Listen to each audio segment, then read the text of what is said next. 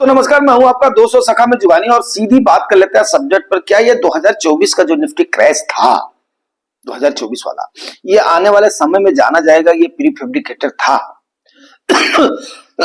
Sorry भाई, आज सवेरे के 5 बज रहे हैं और मैं सोचा कि आपको इसको क्यों न बताया जाए। तो आपका ध्यान में लेकर के चलूंगा। सब कुछ ठीक ठाक था 2023, आप ये मान करके चलिए मार्च से लेकर के जब मार्केट ने रैली पकड़ी है तो उसके बाद में 27 सितंबर तक बिल्कुल ठीक ठाक चली है। हाँ, आने वाले समय में इलेक्शन में मार्च से लेकर के और जून तक हमें दबाव दिखा है, लेकिन उस टाइप का क्रैश नहीं आया था। हाँ, 4-5 हजार का सेंसेक्स में और 2-2.5 का निफ्टी में आया था। जो हमारा इलेक्शन का टाइम हुआ था उस समय हमारे यहाँ पर क्या है कि अब इस सिनेरियो पर मैं क्यों जाना चाह रहा हूँ। आप ये सोचोगे कि मतलब इस तवज्जो में जाने का मतलब क्या है। इस तवज्जो में जाने का मतलब यह है कि जब हम सिनेरियोज को देख रहे हैं और सिनेरियोज का एनालिसिस कर रहे हैं तो उसमें ये देख करके आ रहा है कि कहीं ना कहीं जो ऑपरेटर होता है ना, वो बड़ी पहुंची हुई चीज होती है। बिकॉज आपको पता ही है कि भाई देखो, सबसे बड़ी ताकत आज के टाइम पर जो है वो है पैसे में। पैसे के बल पर कभी भी किसी को भी रिझाया और मनाया जा सकता है, उसको नाराज किया जा सकता है। ठीक है, चाहे वो देश टू देश के बीच में हो, चाहे पर्सन टू पर्सन के बीच में हो, चाहे इंडिविजुअल टू इंडिविजुअल के बीच में हो। ये एक ऐसा इंस्ट्रूमेंट है कि जहां पर ये बोलते हैं ना कि बिकने वाले तो सभी हैं, खरीदार होना चाहिए। तो ये ऑपरेटर जो क्या ये सबको खरीद लेता है? क्या ऑपरेटर इतना ताकतवर है? इस पर चर्चा इसलिए बनती है कि देखो, आपको पता है कि 2024 में ये सिनेरियो किसी को पता हो ना पता हो, एग्जिट पोल को पता ना पता हो, मीडिया को पता हो ना पता हो। और मीडिया मीन्स क्या है कि हमारी मीडिया तो आज भी अभी चापलूस है, उस समय भी चापलूस थी, तो मीडिया की तो चापलूसी की हद है। और सोशल मीडिया वाले थोड़ा बहुत जो कर रहे थे उनको चाहे अपना जो है अपना दबा दिया जाए, चाहे उनके पास सोर्सेस नहीं थे। लेकिन ऑपरेटर को यह बात पता थी और दो ही चीज, ठीक है ना। अब लोगों को बाहर से केवल यह बात पता थी, या तो 400 के पार है और नहीं तो मेजॉरिटी में नहीं है। इंडियन गवर्नमेंट के संदर्भ में मैं बात कर रहा हूं, ठीक है। अब आप देख लीजिए, लेकिन ये 2 दिन पहले जो हवा फैलाई गई कि हाँ ये 400 के पार सरकार नहीं आ रही है, उस समय लोगों ने जितनी सारी बेट्स लगाई हुई थी कि हाँ 400 पार आ रही है इंडिया की गवर्नमेंट, तो वहां पर फिर अफवाह जो फैलाई गई या जो सटीक मात्रा में आया, ये मीडिया की वजह से तो नहीं आया। भाई मार्केट में आकलन या मार्केट में कोई पैसा मीडिया की वजह से तो नहीं लगाएगा, चाहे वो पुट में लगा रहा हो, चाहे शॉर्ट में लगा रहा हो, तो फिर लगाया कैसे? इसका मतलब क्या है कि ऑपरेटर्स को पूरी की पूरी खबर थी कि इंडिया गठबंधन नहीं बन रही है, लेकिन बीजेपी की मेजॉरिटी नहीं आ रही है और आने वाले समय में बीजेपी उस प्रकार से परफॉर्म नहीं कर पाएगी जिस प्रकार से यह परफॉर्म कर रही थी पिछले सेशन। फिर उसके बाद में स्टेट के इलेक्शन कुछ हारे, फिर उसके बाद में जो तूल पकड़ाया गया कि ये सब पॉलिटिकल इश्यूज की बात नहीं कर रहा हूं मैं, ये मार्केट इश्यूज की बात कर रहा हूं। मैं देखो, अगर मैं एक बात आपको बताऊं कि 90s के दशक में अगर आप उस समय, हमारे ताऊ जी थे, वो इंडिया टुडे आउटलुक वगैरह लाते थे, वो समय मैगजीनों का बड़ा बोलबाला था। तो पोस्ट ऑफिस में थे तो उस समय नई तो हमें नहीं मिलती थी, लेकिन जो उनके ऑफिस वगैरह में आती थी, वो कानपुर में थे, महानगर में थे। और उसके बाद में जो उसकी एक टाइप की मेन जो होती है ना ब्रांच होती है, जहां पे उनके एसपी रैंक के अधिकारी बैठते हैं। पोस्ट ऑफिस में भी आपको पता है ना, एसपी रैंक के अधिकारी होते हैं, मतलब वही ये अपना पीसीएस कैडर वाले। तो वो लोग जहां पर बैठते हैं वहां पे मैगजीन वगैरह तो आती है, तो लेकर के आते थे वहां पे। उस समय अभी भी हमें अच्छे से याद है, बड़े अच्छे से याद है। वहां पे फोटोज अगर इंडियन लीडर्स के साथ इंडियन उसके वर्ल्ड के सिंबल्स में मिलते थे तो रसिया और इंडिया के मिलते थे। और मैंने जो उनके आलेखों को पढ़ा है, जो उसको डीपली पढ़ा है, उसमें उनकी संस्था जो केजीबी थी या रशियन गवर्नमेंट थी, हमारे यहाँ पर बहुत बड़ा प्रभाव था। वो लेफ्ट को ले, जिसकी स्टेट की चाहे तो सरकार उसकी गिरा सकते थे, जिसकी स्टेट की चाहे कर सकते थे। तो ये सारी चीजें होती थी। तो आज जो है, आज के सिनेरियो में जब इस परिप्रेक्ष्य में जब ये बातें कल उठी हैं कि आज की मार्केट का मूव क्या होगा, तो वहां पर जब हमने इन चीजों को देखा है तो उसके बाद में ये चीजें समझ में आई हैं कि कहीं ना कहीं ऑपरेटर को हर बात बताती कि हमारे इंडियन के इलेक्शन के सिनेरियो में होना क्या है। तो ऑपरेटर आप सोच लीजिए कितना बड़ा ताकतवर आदमी है, ठीक है। अब वहीं पर ही आप ये बात मान लीजिए, ये मैं किस संदर्भ में कह रहा हूं, ये संदर्भ में इसके कह रहा हूं कि देखो 2023 में भी कोई इतना बढ़िया रिजल्ट कंपनियों का नहीं आता था। थोड़ा बहुत ग्रोथ, किसी की पिटाई, किसी की छटाई, किसी की ये, किसी की ये, बट इनफ्लोज तो सेम रहे हैं। और इनफ्लोज उससे भी ज्यादा आए हैं जब मार्केट फॉल हुई है तब। और हुंडई के आईपीओ के बाद से तो धड़ाधड़ मार्केट गिरी है। हालांकि हुंडई का उतना सक्सेस आईपीओ नहीं रहा था जितना उसका प्रचार प्रसार किया था, लेकिन हुंडई के आईपीओ ने भी पैसा तो खूब खींचा, दबा करके खींचा है। एसआईपी का हमारा जो इनफ्लो आ रहा है वो तो आ ही रहा है। तो अगर इन सिनेरियोज पर आप गौर करते हैं तो कहीं ना कहीं ये है कि हाँ, ये फैब्रिकेटेड क्रैश है। बिकॉज क्या है कि कंपनियों के रिजल्ट, मान लिया एक क्वार्टर का रिजल्ट, हाँ फर्स्ट क्वार्टर का रिजल्ट डाउन था, लेकिन कैपिटल एक्सपेंडिचर की वजह से थोड़ा परसेंटेज में डाउन था। सेकंड क्वार्टर में कैपिटल एक्सपेंडिचर हो नहीं पाया, जो कि सरकार संभाले हुई थी। 2023 में ये बात थी, सरकार संभाले हुई थी अपने कैपिटल एक्सपेंडिचर की वजह से। आप लोग डीप रिसर्च करके इसको देख सकते हो। फिर आने वाले समय में, उसके बाद में, उस समय एक तगड़ा जर्क दिया गया था मार्केट में, खरीदारों ने उस समय खरीदा, पोजीशन बनाई। उसके बाद में मार्केट ने जो रैली पकड़ी वो आप लोगों को पता है, 26,300 का आंकड़ा आपकी निफ्टी ने पार किया है। और उसके बाद में एक ग्लैंस में चल रहा हूं ताकि इन सिनेरियोज के साथ में आपको ये सारी चीजें हो जाए। उसके बाद में 27 सितंबर के बाद में, 27 सितंबर को पीक लिया है, 28 से लेकर के और सीधा चला गया है आपका तकरीबन 1.25 महीने के आसपास। कंटिन्यूअस सेलिंग रही है, एफआईआईज की कंटिन्यूअस सेलिंग रही है। और उसके बाद में आपका मंडे के दिन जाकर के, फ्राइडे के दिन थोड़ी सी मार्केट अप गई है, लेकिन एफआईआई ने सेल करी थी। उसके रीजन हमने आपको बता दिया था, एफआईआई ने सेल किया है और डीआईआई ने सेल किया है। लेकिन महाराष्ट्र का इलेक्शन एक ऐसा ट्रिगर बना है कि जिस दिन ये उम्मीद हुई है कि भाई, उस दिन हमने एक ही सवाल उठाया था, एफआईआई और डीआईआई अगर दोनों सेलर है तो फिर मार्केट अप कैसे गई। वहां पर फिर रात में ही क्लियर हुआ कि भाई एचएनआई का पैसा लगा है, क्योंकि डाटा आने में थोड़ा सा टाइम लग जाता है। एचएनआई का पैसा लगा है और फ्यूचर एंड ऑप्शन में लगा है। अब ये हुआ क्या, ये मंडे को मार्केट जो है कैश में बदल पाएगा ये? तो नतीजा ये हुआ, मंडे को वो कैश में हुआ, जबरदस्त 9,000 करोड़ के आसपास की खरीदारी हुई खींच करके।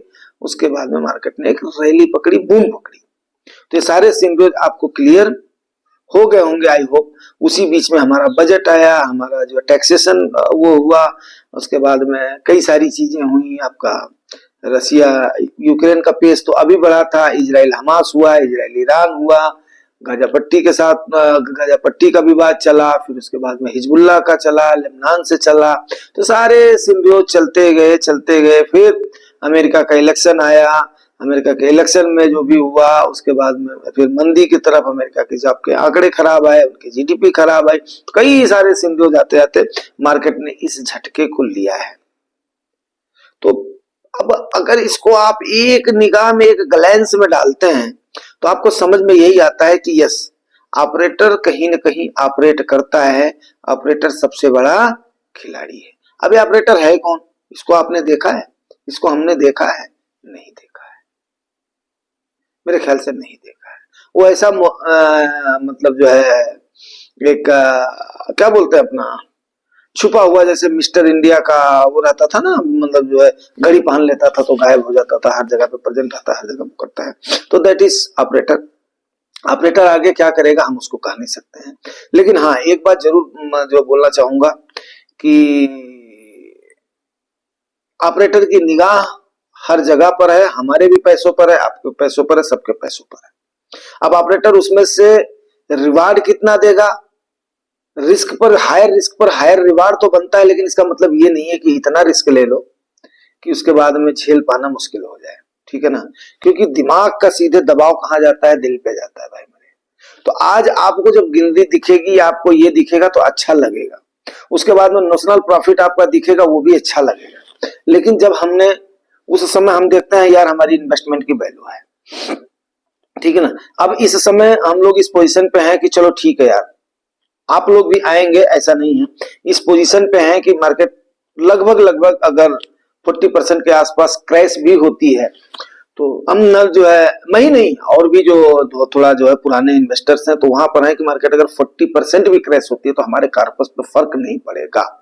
लेकिन अगर हम उसको मान लिया, बोल तो देते हैं 40% पर भी हो जाए तो मेरे को कोई फर्क नहीं पड़ेगा, क्योंकि कहीं ना कहीं आपके दिमाग में बात बैठी हुई है कि यार हमने लगाया कितना था, उसके बाद में हमारा जाएगा क्या, प्रॉफिट जाता है तो ये हमारा नहीं नौसला प्रॉफिट है आ जाएगा, लेकिन भाई आने में वक्त लगेगा मेरे भाई, वक्त लगेगा। इस चीज को नोट करके रखिए, वक्त लगेगा। और इस प्रकार के सिनेरियोज आते रहेंगे, ऑपरेटर और सरकारों के बीच आंख मिचौली चलती रहेगी, इन्वेस्टर्स के बीच आंख मिचौली चलती रहेगी। हम बड़े आराम से बोल देते 10% के, अभी जो देखो जो 10% में ही 2 महीने भी नहीं हुए थे, हाय तौबा मच गई थी। और यही अगर सालों खींच जाता तब क्या होता, कितने लोगों को कितना एफर्ट लगाना पड़ता, फिर उसके बाद में आप बात मानते हमारी कि नहीं मानते। आप सीधी सी बात है, आप उस समय यही बोल देते भाई बकवास मत करो, जितना गया उतना गया, हम उसके बाद में मतलब जो है जितना है हम लेकर के भाग रहे हैं। तो मैं क्या कर सकता था, अंगुली तो आपके क्लिक में, आपका फंड मैनेजर तो वो तो मजबूर है, उसको तो अपना बेचना है। तो भाई मेरे इन चीजों को, इन सिनेरियोज को एक ग्लैंस में लाने का मतलब ये है कि इस प्रकार से रचना संरचना रची जा सकती है और भी इससे बड़ी संरचना रची जा सकती है। तो इसके लिए आपने मानसिक रूप से तैयार रहना है। इन बातों को आपको बताने का मतलब यही है कि आपने इन चीजों पर अपने आप को तैयार रखना है और इस प्रकार के क्रैश को कभी भी ले जाया सकता है, लेकिन यहां का दबाव यहां नहीं पड़ना चाहिए। बात मेरी समझिए, आज के टाइम पर लोगों का खान पान उठना बैठना काफी सारा अफेक्टिव हो गया है और मैं नहीं चाहता हूं मेरे किसी व्यूअर या सब्सक्राइबर का ऐसा हो। उतना ही आप मार्केट में निवेश करो, उतना जब आपके पास गिरावट है उस समय डाल दो, लेकिन उतना ही निवेश करो जिसको कि आप झेल ले जाते हो। बात मेरी समझ रहे हो। अब मान लिया आपने निवेश कर लिया है, आपका 10% का प्रॉफिट है, मान लिया 10% का प्रॉफिट हो गया है ओवरऑल पोर्टफोलियो में। ओवरऑल आपने 10% ले लिया, 15% ले लिया, यही तो रहेगा आपका रिटर्न रहेगा। एवरेज रूप से देखा जाए तो यही आपका रिटर्न रहेगा। कब वो 20% के एवरेज में जाएगा तब उसके बाद में देखा जाएगा। अब आपने साल भर इंतजार किया, 2 साल इंतजार किया, 3 साल इंतजार किया, तो अब 10% का करेक्शन आपने अभी देखा ना भाई मेरे। अरे भाई 6, 7, 8 तो पक्का कंफर्म है आपके फंड के पोर्टफोलियो में भी गया है, ये भी तो हमने आपको बताया हुआ है। बात को मेरे थोड़ा सा ध्यान से सुनिए। तो जब 2 साल, 3 साल, 5 साल के बाद में यही अगर 20% का क्रैश हो जाएगा तो आपका गेन कितने के एवरेज से गया था? 12%, 13%, या मान लिया 14%, और 20% का करेक्शन आ गया तो आपका जो सालों का रिटर्न है ये तो अपना वाइप आउट हो जाएगा। आपको उस समय एफडी से भी बिलो रिटर्न दिखाई देगा, जैसा कि सेंट पॉल दादा ने बार बार इंप्रेसाइज करके बोला था। तो आपके कमेंट्स एंड क्वेरीज पर फिर हमारी निगाह रहती है और उसके बाद में उस पर भी सोचना पड़ता है कि यस कैसे करके अपने इन्वेस्टर्स को इनफैक्ट इन तथ्यों को बताया जाए अपने व्यूअर्स और सब्सक्राइबर्स को। तो उस समय आपका नोशनल प्रॉफिट तो उस हद से गिरा क्या पूछिए मत। और वो गिरेगा किस पे? ओवरऑल कॉर्पस पर गिरेगा ना। कोई आपके नोशनल से तो ये तो है नहीं कि हाँ भाई नोशनल से अगर चला जाए, लोग ये बोल दें तो उसके बाद तो कोई वही ना रहे, टेंशन वाली बात ही ना रहे। बात समझ रहे हो भाई मेरे? तो आपको टेंशन वाली बात ना रहे, लेकिन ऐसा तो होगा नहीं। तो वो तो ओवरऑल आपके पोर्टफोलियो पर दिखाई देगा, असर दिखाई देगा। फिर आप देखोगे अरे यार 5 साल तक तो हमने किया, बैंक से भी हमें कम मिल रहा है, उसके बाद में इसको निकालूंगा। अभी मान लिया मेरा अगर 1 लाख से ऊपर का, 1.25 लाख से ऊपर का प्रॉफिट है तो उसके बाद में फिर मेरे को 12.5% टैक्स भी देना है। तो यहाँ का दबाव जाहिर सी बात है यहाँ पर जाएगा। इसीलिए बोलते हैं कि डाइवर्सिफाइड अपने पोर्टफोलियो को बनाइए। अगर अभी भी नहीं है तो उसके बाद में फंड्स को उसको आप शेयर करिए, अपनी एज को शेयर करिए, गोल को शेयर करिए और उसके बाद में सही तरीके की राय लीजिए। बिकॉज क्या होता है, टेंशन फ्री इन्वेस्टमेंट ही आपको अमीर बनाता है। ये बात नोट कर लो। और इस बात को कभी भी मत भूलना, धन जाता है तो कुछ नहीं जाता है, but if health is gone तो समथिंग इज गॉन। तो भाई मेरे, अभी मैं अगर सवेरे सवेरे 5 बजे भोर में ये चीजें आपके लिए बना रहा हूं तो मीन्स क्या है कि मैं भी काफी हेल्थ को लेकर के कॉन्शियस हूं, और अपने आप को कॉन्शियस रखना, अवेयर रखना। देखो दोस्तों, ये बात तो सत्य है कि जितनी सांसें ईश्वर ने लिखी है सांसें तो हम उतनी ही ले पाएंगे, लेकिन हाँ थोड़ा सा एनर्जेटिक बने रहें, थोड़ा सा अपने आप को स्वस्थ महसूस करें, और चाहे हमारे बड़े बुजुर्ग हों चाहे हमारे से छोटे हों, उनके सामने हमें एग्जाम्पल बने रहें। तो ये तो हम जो है परमपिता परमात्मा से कोशिश कर सकते हैं और खुद ट्राई करके उसको हम उनसे ले सकते हैं। बाकी तो मैं ये नहीं बोल रहा हूँ कि हाँ ठीक है सबकी आयु निर्धारित है, सबकी सांस निर्धारित है, सबका भोजन खाना निर्धारित है, बट क्योंकि भाई अब इस उम्र में इस पड़ाव में आने के बाद में ये बात तो समझ में आई गई है। तो उम्मीद करता हूं कि ये आपका क्रैश से संबंध, अब वहीं पर ही देख लो, अमेरिका का ही ले लो, जो भी सारे सिंधियोज हैं, अब उन जो सारे सिंधियोज को लेकर के चर्चा करूंगा तो उसके बाद में फिर वीडियो काफी लंबा हो जाएगा, फिर आप लोग बोर होंगे। तो मैं बोला कि निफ्टी करें 2024 के बारे में आप लोगों से जरूर चर्चा करी जाए कि आखिर में आई है तो आने वाले समय में लोग इसका नाम तो लेंगे, जैसे बार बार कोविड कर लेते हैं, 2013 कर लेते हैं, 2008 कर लेते हैं, 2000 कर लेते हैं, और 1990 कर लेते हैं, तो लेंगे तो जरूर इसको, तो लेंगे तो इसको हम भी क्यों ना चर्चा कर लें। और इसी प्रकार से इंटरेस्टिंग चर्चाएं, इंटरेस्टिंग वीडियोस मैं आपके लिए लाता रहूंगा। बस हम्बल रिक्वेस्ट यही है कि अपना प्यार दुलार बनाए रखो दोस्तों, जीवानी भैया के साथ। But thank you very much.